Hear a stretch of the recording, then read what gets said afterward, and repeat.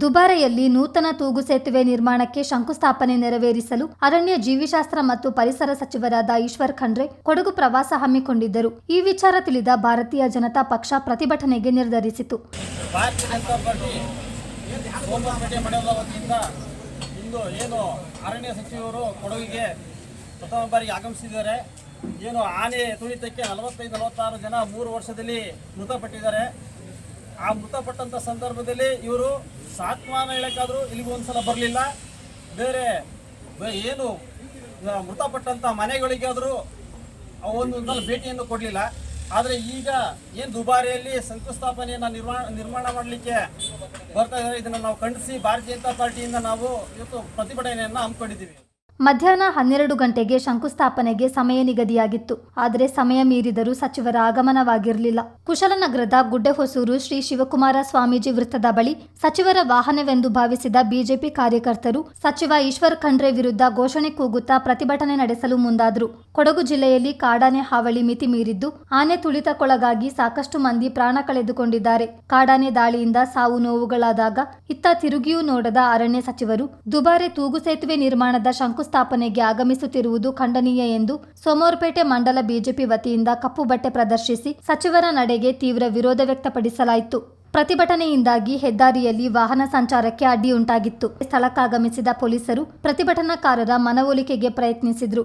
ಆದರೆ ಕಾರ್ಯಕರ್ತರ ಆಕ್ರೋಶ ಹೆಚ್ಚಾಗ್ತಿದ್ದಂತೆ ಪೊಲೀಸರು ಪ್ರತಿಭಟನಾಕಾರರನ್ನು ಬಂಧಿಸಿ ಅಲ್ಲಿಂದ ಕರೆದೊಯ್ದು ನಂತರ ಬಿಡುಗಡೆಗೊಳಿಸಿದ್ರು.